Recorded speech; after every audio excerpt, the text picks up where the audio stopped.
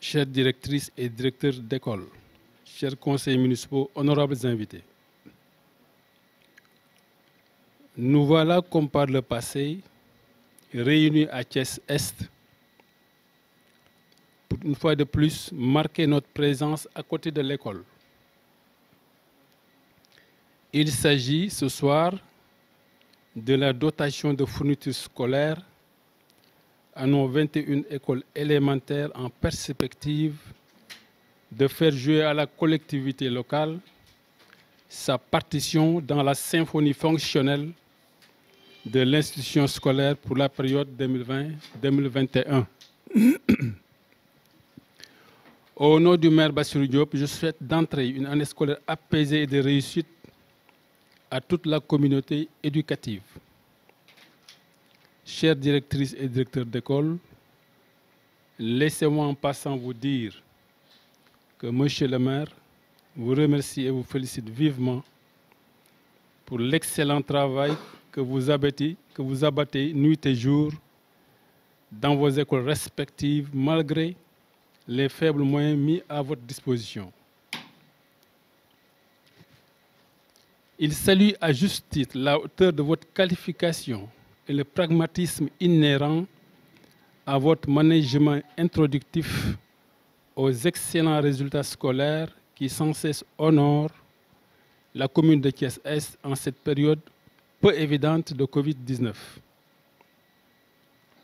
Précisons en passant que dans l'optique de toujours embellir la posture très déterminante des intrants scolaires,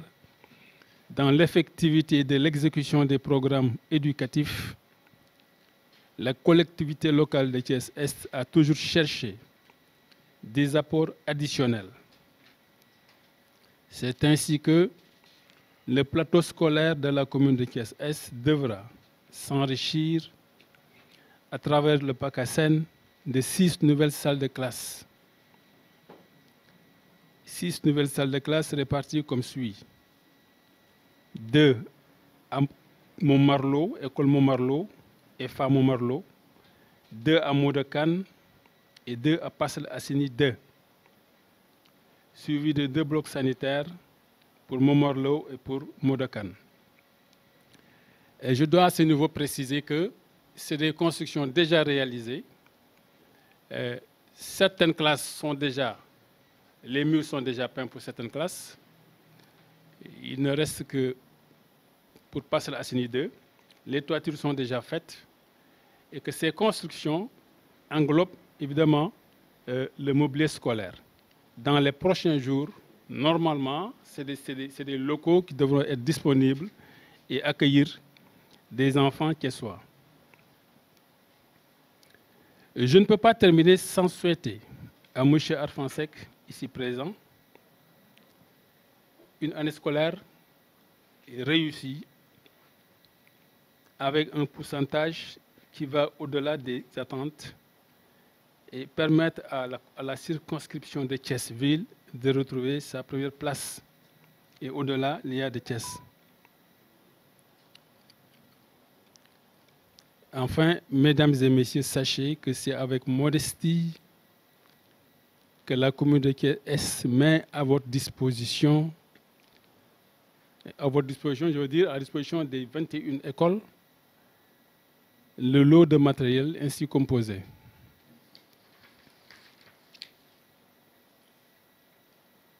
Craie blanche, 92 boîtes, pour chaque école, hein, bien sûr, pour chaque établissement. Craie blanche, 92 boîtes, craie de couleur, 46 boîtes, cahier de 100 pages, 250 unités, cahier de 32 pages, 250 unités, cahier de 50 pages, 400 unités. Pour les règles plates, équerre, compas et rapporteur, c'est 5, 5, 5, 5. Pour les bics verts et bics rouges, c'est 200, 200. Et pour les bics bleus, c'est 350. Évidemment, il est clair que les écoles ont besoin de beaucoup plus de ça. Mais c'est un pas de fait et les autres pas vont suivre. Voilà. Voilà, mesdames et messieurs, donc, ce que j'avais à présenter pour ce soir. asalaamaaleykum mbokk yi di leen jéglu si di leen jéggal di am mbégte lool ci seen teewaay ci mairie Thiès Est solo bi nag mooy dañu convoqué woon directeur ak directrice d'école yi nekk si ñaar fukki écoles yi ak benn pour jox leen matériel scolaire yi nga xam ne moom la ñuy jëfandikoo pour mën a réussir année scolaire 2020-2021 ki nga xam ne moo jiite maire bi di suñu kilifa monsieur le maire Bassirou Diop mi ngi am mbégte nag di profito ci ndaje mi di tatagal ak jaajëfal jàngalekat yi muy directrices yi muy directeurs yi mais ci seen kanam mu jiital ci suñuy njiit ñoom ñëpp di inspecteur Arfan Seck ndax yëg na ne donte at mi daaw amoon na lu ci laxasu muy jàngoro jooju nga xam ne ba léegi mi ngi fi toogandi di Covid 19 terewul jàngalekat yi laxasaayu nañu ànd ak détermination pas-pas dem ci école yi jàngal xale yi ba examen yi am ci jàmm ak salaam ba ñu am ci résultat yi ñu ci am loolu nag mi ngi ciy sant di gërëm jàngalekat yi di leen ñaanal di leen wan ni lu mën ci gunge leen rek ci wàllu jàppale leen ci wàllu matériel incha allah dina ci taxaw bu dee atu ren mi nag 2020-2021 li nga xam ne moom la nësër ci matériel dafay taxawaayu école bu nekk dina mën a am ci wàllu craie blanche te craie bi nekk matériel boo xam ne dañ koy soxla lool 92 boîtes bu dee craie couleur yi dina toll ci 46 boîtes ñeent fukki boîtes ak juróom-benn bu dee cahier 100 pages wala cahier 32 pages bu ci nekk dina am ñaar téeméer ak juróom fukki cahier bu dee cahier 50 pages yi dina am ñeenti téeméeri cahier 50 pages règle yi compas équerre ak rapporteur bu ci nekk di am juróomi unité bic vert ak bic rouge bu nekk di nga ci am ñaari téeméeri bic bu dee bic bleu bi dina am ñetti téeméer ak juróom fukk loolu daal mooy li nga xam ne ren moom la natt ngir jox ko école yi xëy na li ma bëgg a leeral foofu rek mooy lim bi ma joxe nii li ëpp ci école yi moom la ñu am xam nga dama ne ñaar fukki école ak benn waaye xam nga ne école yi tollu wuñ taay am na ci ñaar fukki yeeg benn surtout bi mujjee juddu tey dafa toll ci ñetti classe kon kooku ay la yéwén mënul yem ak ñi nga xam ne am na fukki classe ak ñeent duñu tolloo donc lim bi ma lim concerné wul école boobu d'ailleurs soo parcourir les dispositifs bi nekk fii di nga gis ne école boobu liñ ko nattal moo gën a tuuti waaye lu muy tuuti ëmb na ko moom ci ay soxlaam ba sax dépassé na ko foofu sax ma ciy potoxlu di wax ne école Momar Lo bi mu concerné incha allahu rabbi programme 2021 bi ñoom nattal nañ leen aussi yeneen ñetti salle de classe ñu leen di tabaxal fekk si ñett ya fa nekk muy juróom-benn nekk cycle complet loolu aussi ñu sóoraale ko ci natt boobu aussi école Ali Lo nattal nañ ko à hauteur de 35 millions de francs ci réfection yi ñu fa war a def dafa nekk déjà ci existant ci wàllu bâtiment am nañu yéey ne daaneel ko reprendre ko defar toit bi ensuite carreler salle de classe yi loolu daal ci gàttal mooy li nga xam ne maire Thiès Est ci ndigalu Pape Diop Bassirou Diop ñu gën ko am turu Pape Diop ak ñi mu àndal di liggéey yëpp natt nañ ko ren jëmale ko ci école yi nga xam ne ñoo nekk commune Thiès Est toll ci ñaar ko ak benn maa ngi nuyu ñëpp di gërëm ñëpp di leen sant di leen ñaanal. ñoo ngi delluwaat di sant yàlla mi ñu may ñu dajewaat fii ren ginnaaw bi ñu fi daje daaw ñaanul yàlla may ñu fekke déwén kon may nañu ko ñu ngi koy sant di ko gërëm ci loolu di ko ñaan mu mayaat ñu fekkee déwén bii di ñëw ñun ñëpp kenn bañ a wuute xanaa rek nuyu suñu bopp te mooy nuyu suñu inspecteur monsieur Arfan Seck l'infatigable Arfan Seck ñu ngi koy nuyu di ko ñaanal yàlla yàlla defal ko ndam ci liggéey bi ndax ndamam mooy suñu ndam mooy ndamam yàlla defal ñu réussite comme ni ko monsieur Sos Sarr waxee te mooy ñu delluwaat suñu place ndax Thiès li ñu ko xamee woon mooy nekk premier toujours ren nag ñu jël deuxième baax na de waaye premier moo ñu gën a yàlla nañu yàlla may ñu delluwaat suñu place bi ci des mooy ku la defal lu baax nga gërëm ko sant ko wax dëgg yàlla dañuy gërëm maire Thiès Est ci njiitalu Pape Bachir Diop li ñëpp di def de bu man du ma ne yéen a ngi def lu gën loola de waaye yéen a ngi def li ngeen mën ñu leen ciy sant di leen gërëm ndax kenn du teg nit ki lu mu mënul ñun de doyloo ñun li ngeen ñu jox rafet na kontaan nañ ci ñu ngi leen di ñaanal yàlla mu yokk ba ngeen mën a dolli daa waxoon nañ ko fi nag ne woon dañoo am ay doléances directeurs yi à chaque fois dañ koy répété di ko waxaat te mooy suñu ndox suñu courant ak suñu gardien yi école yi të nañu jaaxal nañu de xamuñ ñu koy lijjantee te yaakaar nañ leen ci ne woon nañ fi daaw donte du ngeen mën a fay lépp it mu am benn taux forfaitaire rek boo xam ne da ngeen naan ndox mi nu mu mënti toll ñun de joxe nañ ci ñaari junni courant bi nu mu mënti toll joxe nañ ci ñaari junni gardien bi lu ngeen koy mënti fay joxe nañ ci ñaari junni lu mel noonu nga xam ne du ngeen ko passé yéen doon nañu dimbale lool at mu ne nag directeur répété loolu bëgg nañ ñi ngeen jàppale ñu ci ni ñuy jàppee ci école yi ndax dañuy faral di wax ni yar ku xam yar xam ne loo ci def ci alal jar na ko kon secteur éducation ñu ciy liggéey war nañ leen jàppale bu baax a baax a baax a baax a baax ndax bu xale yi yaroo réew mi mën a jëm kanam bu ñu yaruwul réew mi day deltu ginnaaw kon ñi nga xam ne ñoom la yàlla nattoo ñu yore yaru xale yi war nañ leen a jàppale oyofalal leen liggéey bi te oyofalal leen ko mooy comme nii jox leen ay jumtukaay ndax jumtukaay yi moom la ñuy traduire mu nekkaat résultat ku amul jumtukaay doo mën a am résultat bu baax kon yéen ñi ñuy jox lii ba ñuy mën a jël ay deuxième ak premier ñu ngi leen di sant leen gërëm wax dëgg yàlla di leen xamal ne directeur yi kontaan nañu waaye daal ñetti doléance yi bu ngeen ñu ci mënoon a jàppale dinañ kontaan daaw jéeg am na lu ngeen ñu accompagner woon directeur bu nekk am na lu ngeen ko joxoon daaw renouvelé nañu doléance bi waaye ñëwul directeur nag ne naa leen jottaliwaatal seen doléance boobu te mooy ñu accompagner leen ca bureau ba kenn ku nekk boo bëggee jënd nangam ak nangam nga mun koo jënd ba mu ne def yenn dépenses yi comme ay cartouche informatique ak yooyu matériel informatique yooyu dafa cher ngeen jàppale ñu ci li daal la ñu waxoon ni ginnaaw bi ñu leen gërëmee sant leen naa leen ko jottali wasalaamaaleykum wa rahmatullahi taala wa barakaatu. Mesdames et messieurs les directeurs d'école, mesdames et messieurs les parents d'élèves, chers invités, c'est pour nous aujourd'hui un grand plaisir de nous retrouver à nouveau ici dans la mairie de l'Est pour procéder à cette importante cérémonie. Et monsieur le maire, chers collègues directeurs, si vous le permettez, je voudrais revenir encore,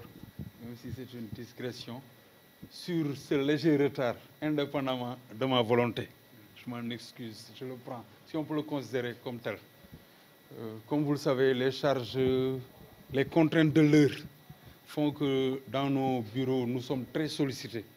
Mais depuis ce matin, depuis cet après-midi, j'étais en contact avec le maire pour lui demander est-ce que je peux venir. Et au moment même où je devais quitter le bureau, il y a des parents qui attendaient. Donc pour dire que nous étions bien là à l'heure sans être là. Mais on n'avait pas voulu également être là pendant que d'autres attendaient. Donc je prends sur moi et je m'en excuse.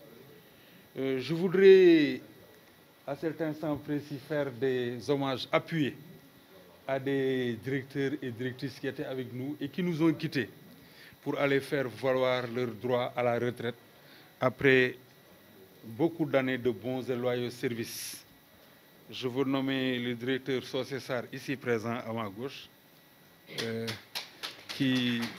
au niveau de l'inspection, comme au niveau des directeurs dans le cadre de la réunion de rentrée, nous avons eu à lui rendre des hommages. Mais je y ai associé la directrice de Fayou, Mme Yassine Gaïdjo. Je crois que dans la commune, il n'y a que ces retraités. Et il y a eu et Moudoufal de Demba Diakhaté. Voilà, Moudoufal de Demba Diakhaté. Mais à côté de cela, il y a un jeu de chaises musicales, comme on le dit. Un mouvement qui a fait que, à l'interne d'Anthiès, le directeur Sall qui était à Mbourde est allé à Fayoum, il est là. Soyez les bienvenus, M. Sall, ainsi que M. Tchandoum qui nous vient du département, Baye Diallo Silla qui était à Seri Hassan Fall qui vient présentement à Parcelles Assainies. Le mouvement, je crois, si je ne me trompe, voilà, du côté de Laman Gomak, de Boubacar Ndiaye, Faye qui était à Amari Diop, également a fait le mouvement. En tout cas, je voudrais,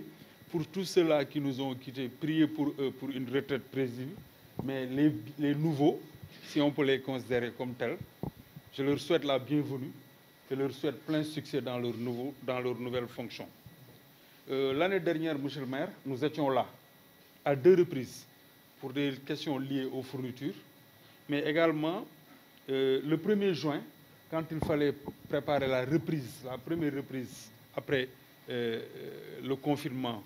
nous étions là jusqu'au crépuscule. Et en ce moment, vous avez doté suffisamment de matériel pour les gestes barrières au niveau de vos écoles.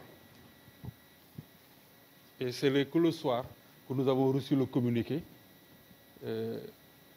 nous faisant cas du report de la reprise. Mais du côté de l'Est, les écoles étaient prêtes. La reprise a été effectuée le 25 et les enseignants, c'est le lieu de le dire, tout comme les directeurs qui les encadraient, ont fait preuve de courage, d'engagement, d'abnégation. C'est ce qui nous a valu les résultats que nous avons obtenus. Et je peux témoigner qu'avec les ressources humaines de qualité que nous avons à Thiès, nous avons pu obtenir ces résultats-là, qui sont à l'actif des enseignants, sous l'encadrement de leur directeur. C'est le lieu de les remercier et de les féliciter vivement. Ils ont fait preuve de résilience. À nouveau, vous revenez pour nous donner des ressources. Ces ressources-là, si nous les croisons aux ressources humaines de qualité, ça nous conduit à des résultats probants. Je vais vous dire que, monsieur le maire, l'ensemble de votre équipe municipale, le matériel là que vous mettez à la disposition des écoles, vous le mettez dans de très bonnes mains. Les enseignants là, sous l'encadrement de leur directeur, vont en faire des résultats probants. Et l'inspection s'engage à leur côté pour les accompagner. Monsieur le maire, la pandémie est toujours là. Elle ne nous a pas encore quittés, mais nous prions pour qu'elle nous quitte. Mais en attendant, le ministre de l'Éducation nationale a adressé une correspondance via les gouverneurs en invitant les collectivités territoriales pour continuer l'accompagnement envers les écoles pour pouvoir se doter de matériel nous permettant de respecter le protocole sanitaire. L'État est en train de faire des efforts, mais à côté de l'État, c'est une invitation. Tout à l'heure, nous avons entendu le directeur Dien, que nous saluons au passage, parler d'eau, d'électricité et de gardiennage. Nous savons que tout est régi par des textes. Mais les textes, on les humanise. Comment? Comme vous le faites, mais en accompagnant. Nous demandons et nous sollicitons l'accompagnement. Je voudrais, avant de terminer, revenir. Ce n'est pas le cas partout, ce n'est pas général. Mais nous sommes en 2020 et je voudrais que s'il existe encore dans cette commune, évidemment, des écoles qui portent encore des noms de quartiers, des noms de rues, qu'on pense à leur doter de parrains. Ça va dans le sens de la valorisation, du retour aux valeurs. On va trouver des modèles de Thiessois, vivants ou qui nous ont quittés, qui peuvent servir d'exemple à la jeune génération. Et en ce sens, on peut leur donner ces noms-là. Pour terminer, quand nous rencontrons nos autorités, nous leur parlons des effectifs à Thiès, qui sont là et réels. Il y a des écoles qui en prennent, et pour la plupart, nous avons des classes à double flux, parce que nous prenons les enfants qui se présentent. Et jusque-là, il reste encore des enfants dans la rue. Je voudrais vous inviter, monsieur le maire, en rapport avec vos partenaires, nous allons développer un partenariat qui peut nous mener à aller dans le sens de faire des constructions en hauteur dans les écoles où nous trouvons. Parce que l'assiette foncière n'existe plus. Si nous sommes dans Cité Senghor, Silman, vous voyez, là-bas, il n'y a pratiquement pas d'école en dehors de Demba Diakhaté et de Modokan. Et donc, il n'y a pas d'assiette. Donc, c'est vrai que vous n'en avez pas les moyens budgétaires, mais on peut développer pour aller chercher des partenariats qui puissent nous permettre cela. Donc, nous allons poursuivre la réflexion dans ce sens. Dire que la mairie de Thiès ne vient pas seulement pour doter des fournitures, ne vient pas seulement pour nous appuyer en matériel de lutte contre la Covid-19. À la veille de l'entrée en sixième, quand partout dans le territoire national, nous avons reçu de fortes pluies, Thiès n'était pas exempté. Et c'était un matin quand les directeurs de Laman Gomak et de Boubacar Ndiaye m'ont appelé très tôt le matin pour me dire qu'ils ne peuvent pas accéder à l'école parce que devant l'école, il y a une mare d'eau. J'ai appelé la hiérarchie, le préfet et l'inspecteur d'académie, mais le préfet du département, c'est le lieu de le remercier. Aussitôt, il m'a appelé pour me dire « allons sur les lieux ». Il était accompagné par les sapeurs-pompiers et sur place, la mairie Est a dépêché le secteur municipal ici présent. Nous avons observé et ils nous ont doté de gravats nous permettant, une fois l'eau évacuée, d'accéder à l'école. Voilà pourquoi, une semaine après, quand quelque part dans le Sénégal, dans les médias et dans les réseaux sociaux, on a montré un centre d'examen inondé, j'ai dit, si à Thiès, nous n'avons pas pris nos devants, accompagnés par la mairie, le préfet, le problème risquait de se poser. Donc, comme aujourd'hui, c'est le jour des témoignages, il est bon de faire ce témoignage-là et de remercier vivement la mairie Est. Monsieur le maire, soyez notre interprète auprès du maire, auprès de l'équipe municipale pour transmettre nos sincères remerciements et pour dire que nous venons de démarrer l'année scolaire et nous comptons beaucoup sur vous pour la terminer dans la paix avec des résultats probants, que le Tout-Puissant le fasse. Je vous remercie de votre aimable attention. Monsieur le maire, ñu ngi leen di nuyu. Dama tàmbale woon di wax ne maa ngi jéggalu ci retard bi jàpp ne du retard parce que dama nekkoon suma bureau di woote naan bu ñu tàmbalee rek ñu daw ñu ndax soxla yi moo taxoon. Gërëm naa sant naa ñi nga xamante ne dañ nekkoon ak ñun ñu retraité wala ñu affecté leen feneen ku ci mel ni Socé Sarr ku ci mel ni Modou Fall bi nekkoon Demba Diakhaté ku ci mel ni Yacine Gaye bi nekkoon Fayu ñu ngi leen di ñaanal seen retraite yàlla na leen jik te barke mais naka noonu ñu ngi tatagal di wax axlan saxlan ñi nga xamante ne yàlla def na ñu ñëw wuutu si leen am na ñoo xam ne dañ ñëw muy mel ni directeur Sall mi toog Baye Diallo Thiandoum voilà Faye Amary Diop et cetera ñoom ñëpp ñu ngi leen di ñaanal seen poste yu bees yàlla na leen ci yàlla may ndam yàlla na leen jik mais wax ne daaw ñëwoon nañ fi ñaari yoon beekul tijjee pour fourniture mais ñëwaatoon nañ fi bi nga xamante ne dañu waroon reprendre après corona mairie bi dugal loxoom bu baax jàppale école yi jàppale leen ci masque jàppale leen ci gel jàppale leen ci lave-mains loolu ñu ngi leen ci sant di leen seedal ne monsieur le maire li ngeen di def nii sànniwu leen ko ndax fi ngeen ko dugal ci ay loxo yu wóor ngeen ko teg directeur d'école yi ak jàngalekat yi ñu àndal ñoom dañuy jël lii transformer ko résultat mooy xale yi seen jàng day bën ma leen di fàttali monsieur le maire ne leen pandémie bi feebar bi mbas mi ba léegi mu ngi fi yàlla na fi jógee jàmm mais comme jógewu fi sunu ministre bind na lettre gouverneur jaarale ko ci wax leen ngeen continuer di ñu jàppale école yi ñu ngi leen koy fàttali.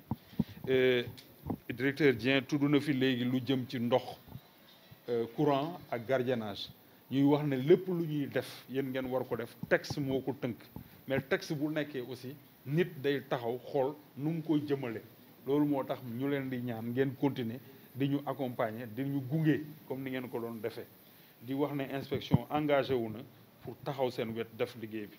may leen di wax ne waxoon nañ ko ci bi ñuy ñëwee ci DOB bi bu subaa dinañ ñëwaat incha allah ci DOB bi fàttali leen bu ñu amee école yu ñu war a parrainer tuddee leen ay nit ñu fi nekkoon ñu baax wala ñu fi nekk ba léegi ñu def ko di wax ne fii ci Thiès dafa am effectif yu pléthorique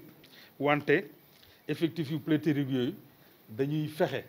xam nañ ne nekkul ci seen budget ñu wuti ay moyens ay partenaires pour bu ñuy tabaxati ñu tabax en hauteur parce que surface amatu fi di fàttali ne yéen dugalu leen seen loxo rek ci fourniture wala ci matériel anti Covid mais daaw bi mu tawee ba école yi ñu am jaaxle fële ci Lamane Ngom ak Boubacar Ndiaye Silmak yónnee ngeen fa ndaw jàppale ñu bañ def grava mun a yegg ci biir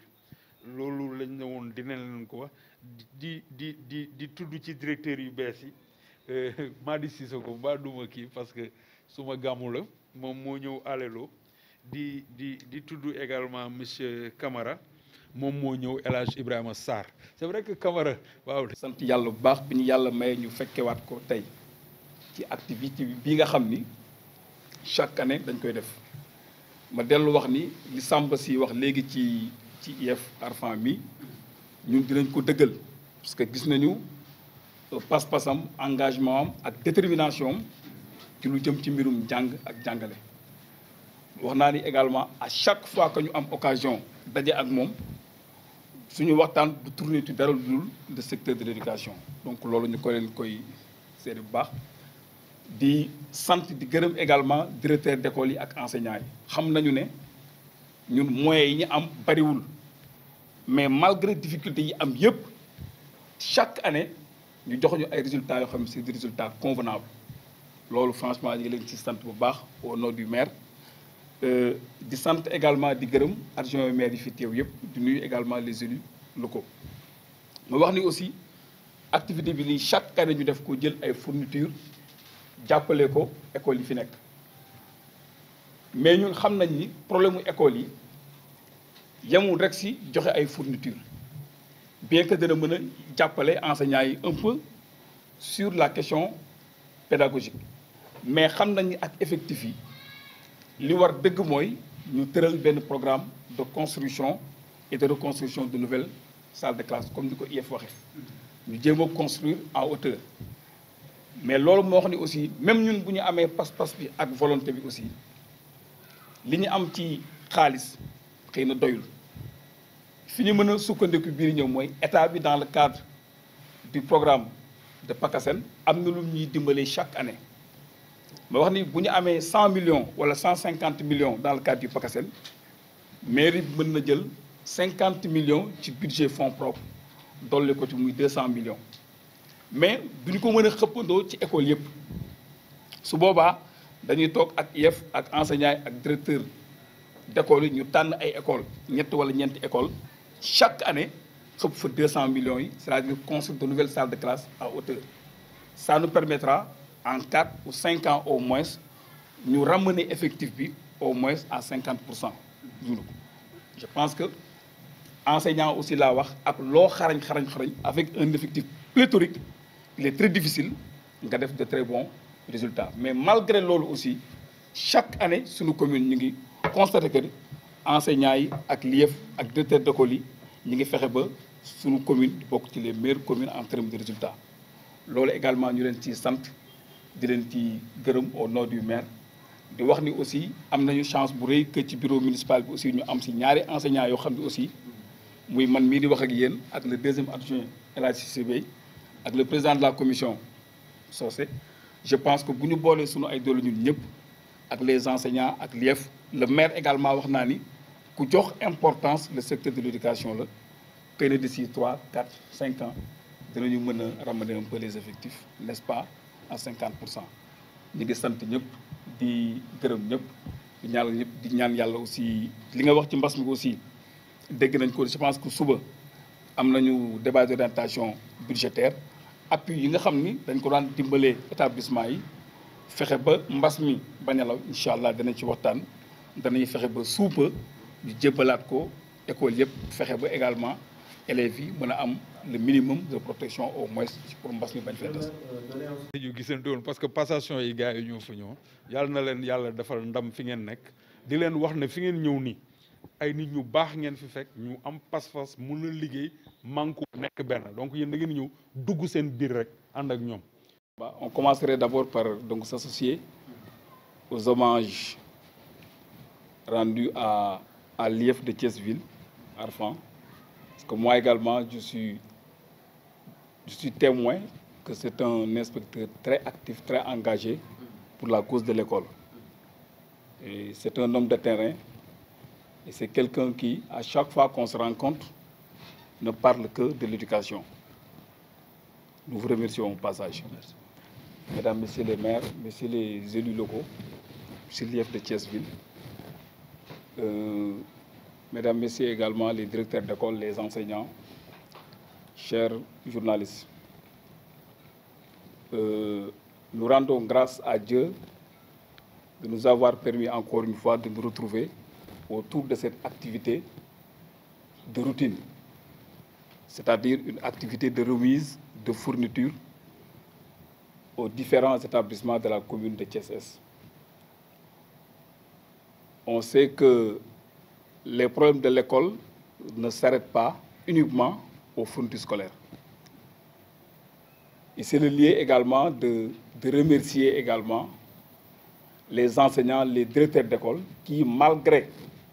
les difficultés liées aux effectifs, les difficultés liées également au matériel, chaque année fassent de très bons résultats, en tout cas des résultats convenables. On sait également qu'avant-hier, nous en avons discuté avec le maire, qu'il nous faut un vaste programme de construction et de reconstruction de nouvelles salles de classe. Et comme l'a dit l'IEF, en hauteur. On sait également que les moyens dont nous disposons ne suffisent pas. Mais je crois que dans le cadre du PACASEN, nous avons une alternative.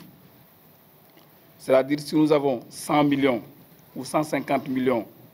dans le PACASEN, on peut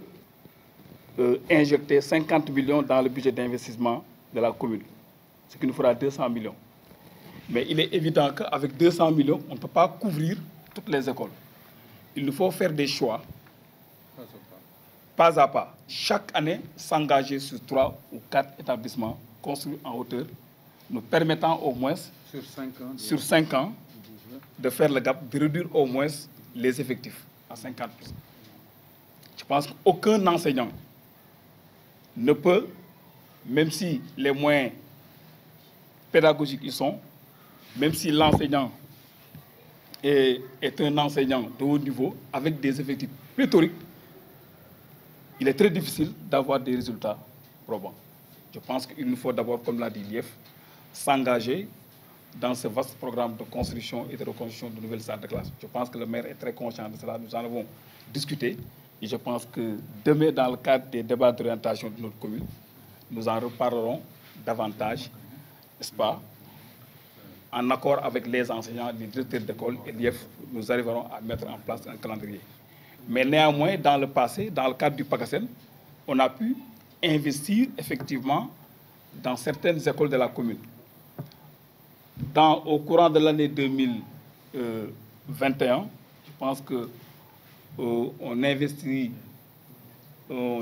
je pense, 35 millions au niveau de l'école à Lilo. Il y a déjà 30 millions en cours pour effectivement la construction de nouvelles salles de classe au niveau de l'école, donc Momarlo. Je pense que nous sommes très conscients de cela. Je pense qu'avec l'effort de tout le monde, les élus locaux, l'État, les enseignants, nous arriverons peut-être à relever le niveau de l'éducation. Parce que l'éducation est un secteur clé, c'est un secteur vital, parce qu'effectivement, l'avenir de nos enfants, c'est l'avenir de la société. Je pense que le maire est très conscient de cela, les adjoints au maire sont très conscients de cela. Et vous avez eu la chance d'avoir dans le bureau municipal 2 enseignants, moi-même et le deuxième adjoint au maire. Le chargé de la commission également est enseignant. Le maire également est quelqu'un de très sensible dans ce secteur. Je pense qu'à partir de 2021, nous allons essayer de changer de cap, effectivement, pour booster les infrastructures, effectivement, ce qui nous fera peut-être d'ici 4 à 5 ans, nous arriverons au moins à apporter une solution intermédiaire. Pas des solutions définitives, parce que la population augmente de jour au jour. Donc, mais au moins, on arrivera effectivement à faire effectivement un pas vers la réduction des effectifs. Alors, maa ngi sant yàlla bu baax julli ci Muhammad alayhi salaatu dëgg la mais IEF sax xaw na koo brosser suñu problème mooy problème mu texte voilà mais incha allah ñu ngi doon waxtaan ak SDE ak donc Sénélec xool ñun ban forme la ñuy mën a appuyer les même bu dee benn forme subvention la loo xam ne dañ koy virer Sénélec wala SDE waaw wala Sen'Eau du moins excusez-moi bu ko defee à telle hauteur bon 50% 20% 30 bu ko defee ñoom bu seen facture yooyu ñu mën a communiquer donc loolu dafay jar waxtaan ak Sen'Eau waxtaan ak Sénélec ba ñu trouver une formule mais incha allah réflexion boobu maire bi gis ak le bureau municipal ak le conseil municipal du ñàkk ci fan yu néew ñu trouver une formule. Alors gardien bi aussi li mu wax dëgg la loolu en accord avec les comités de gestion du ñàkk après ñu trouver benn formule waxtaan boo xam ni peut-être sous forme de subvention lay doon ou bien maire bi école yi nga xam ne mën na ko jël en charge mu jël ko en charge yi comité de gestion yi mën a jël en charge ñu jël ko en charge parce que école yi aussi xam naa ne tolloowuñu ay charge loolu day jaar ñu def waxtaan boo xam ni en accord avec les directeurs d'école ak l'IEF ñu xool ban forme la ñuy jël sànq également le secrétaire municipal mi ngi may wax ni xëy na du ñàkk am école yoo xam ni cartouche ak donc papier yi moo leen di gënal kay yi ngeen di jox waaw dañ koy soxla donc ñu wax leen ni aussi dans la semaine mën nañu defal ñoom ay propositions comme demee am nañ débat d'orientation bu ko defee année bii di ñëw li ñuy joxe ñu mën ci dugal ñoom li nga xam ni loolu moo nekk seen état des besoins